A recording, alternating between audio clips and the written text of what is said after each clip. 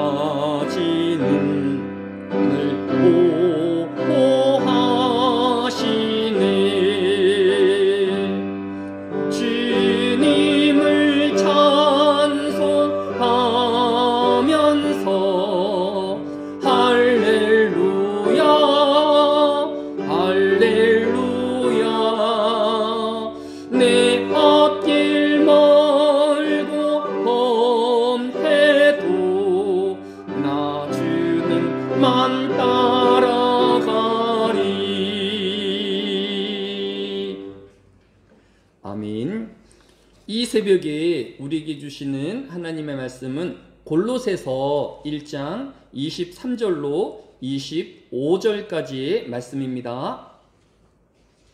신약성경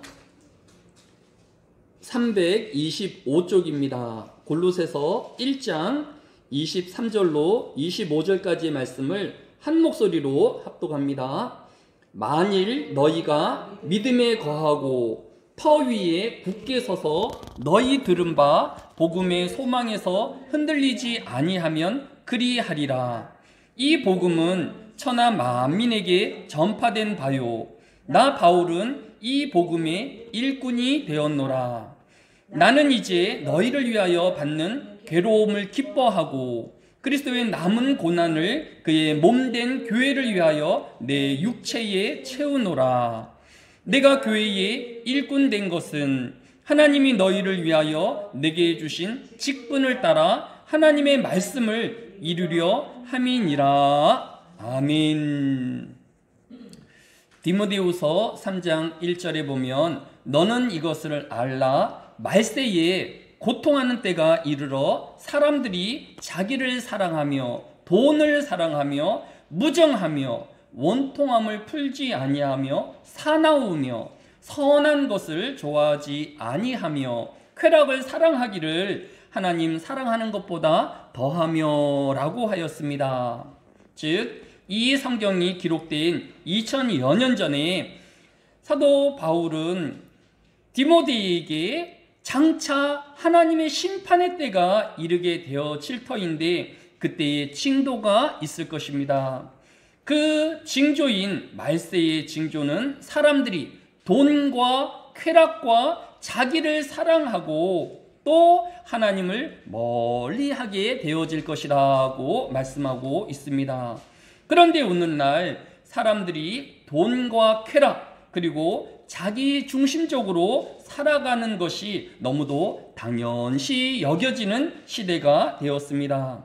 신앙으로 세워진 미국조차도 30년 전에 비하여 무종교, 즉 하나님을 떠난 사람들의 숫자가 3배가 늘었다라고 뉴스에서 보도하고 있는 것을 볼 수 있습니다. 오늘 저와 여러분이 이 새벽에 하나님을 찬양하며 예배하고 있지만 우리도 때때로 흔들리며 시험에 들 때가 한두 번이 아니지 않습니까? 신앙의 위기를 만난 시대를 우리가 살고 있습니다. 신앙이 흔들리며 소망이 희미해져가는 이 시대에 우리는 어떻게 해야 할까요? 오늘 본문 23절에 보면 만일 너희가 믿음에 거하고 터 위에 굳게 서서 너희 들은 바 복음의 소망에서 흔들리지 아니하면 그리하리라고 하였습니다. 좀 더 쉬운 번역으로 다시 읽으면 여러분은 튼튼한 믿음의 기초 위에 굳건히 서서 복음의 소망을 저버리지 말고 신앙생활을 계속해야 합니다 라고 성경은 교훈하고 있는 것입니다. 사람은 그때그때 자신의 감정과 변화하는 환경과 상황에 따라 그의 삶이 흔들리고 요동치는 것을 볼 수 있습니다. 때때로 우리의 감정과 또 궁지로 몰아넣는 환경에 우리의 신앙을 심각하게 흔들곤 합니다. 이것이 가장 심각해질 때에는 단순한 느낌과 상황만으로 우리의 구원이 이루어지지 않는 것이 아닌가 하는 신앙의 해이에 빠지기도 하는 것입니다. 그러나 우리의 신앙과 구원은 우리의 감정이나 환경에서 비롯되지 않습니다. 우리의 신앙과 하나님의 구원은 오직 복음으로 말미암기 때문입니다. 우리는 이 복음 위에 굳게 서서 우리를 위하여 십자가에서 그의 피와 또 피를 흘리시고 살을 찢으신 이 예수 그리스도의 은혜 안에 머무는 삶이 되어야 할 것입니다. 시편 102편 26절에 보면 천지는 없어지려니와 주는 영존하시겠고 그것들은 다 옷같이 낡으리니 의복같이 바꾸시면 바꾸려니와 주는 한결같으시고 주의 연대는 무궁하리이다 라고 교훈하고 있는 것을 볼 수 있습니다. 우리는 시스로 변하는 우리의 감정에 또 흔들리며 또 요동치는 세상의 환경에 우리의 삶을 맡길 것이 아니라 이 하나님의 약속 위에 또 복음 위에 우리의 신앙을 세워야 할 것입니다. 두 번째로 우리의 믿음이 연약하여지고 소망이 흔들릴 때에 우리는 어떻게 해야 할까요? 오늘 본문 24절에 보면 나는 이제 너희를 위하여 받는 괴로움을 기뻐하고 그리스도의 남은 고난을 그의 몸된 교회를 위하여 내 육체에 채우노라 라고 고백하고 있는 것을 볼 수 있습니다.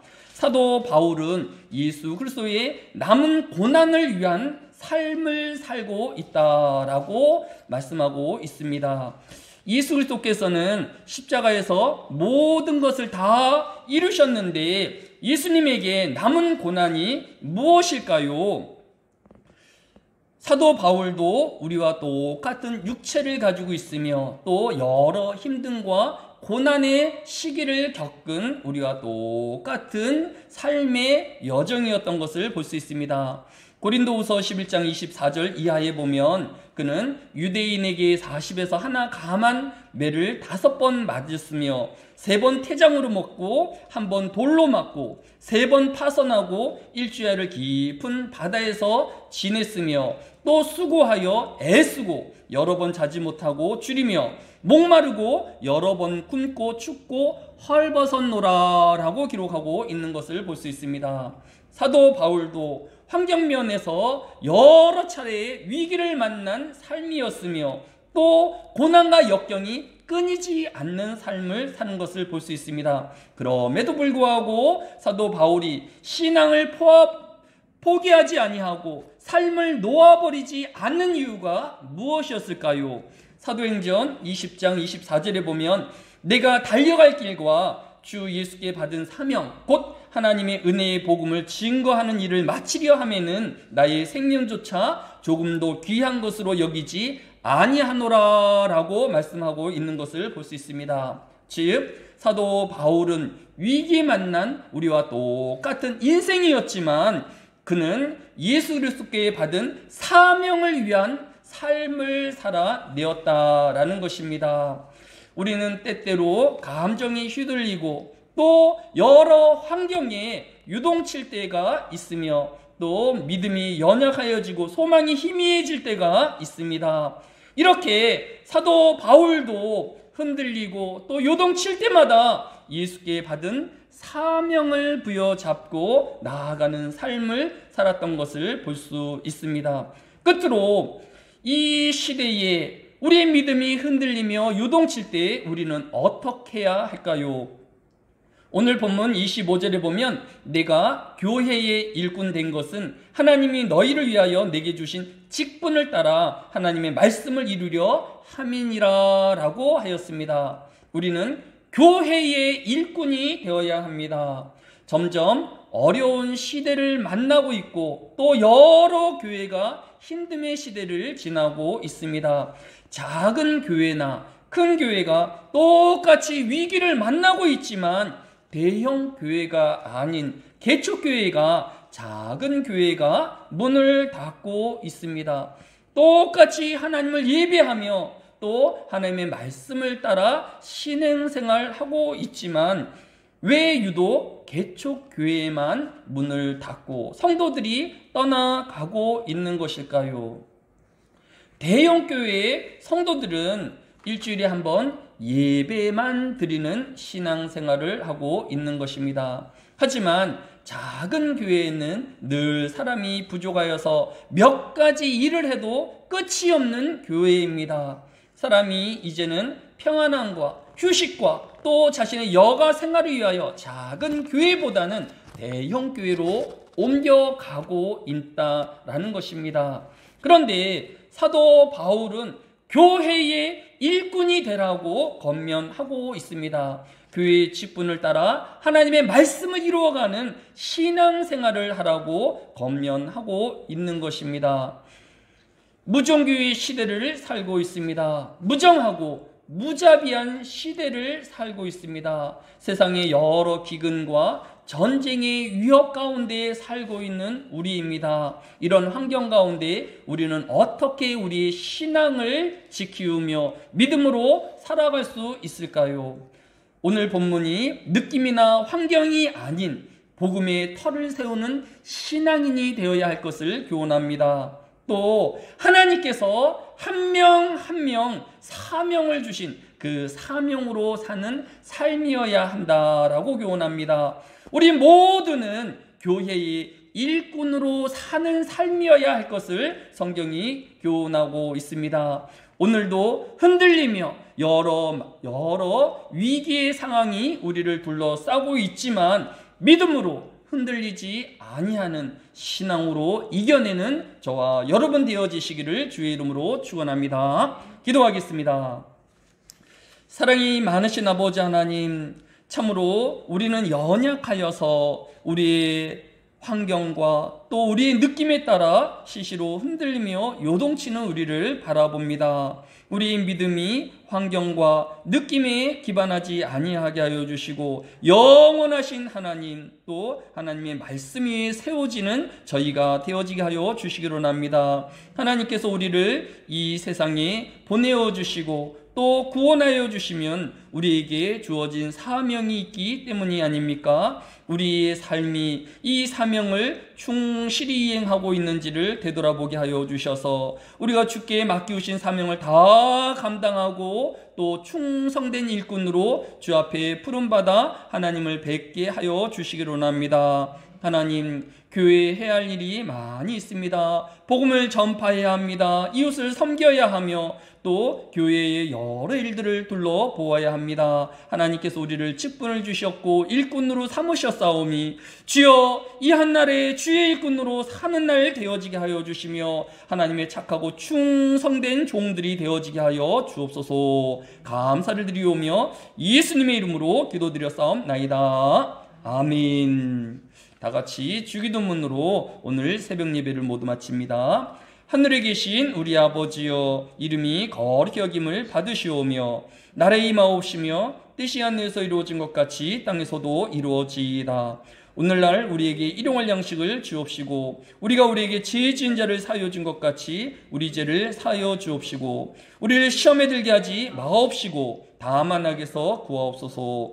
대개 나라와 권세와 영광이 아버지께 영원히 있사옵나이다. 아멘.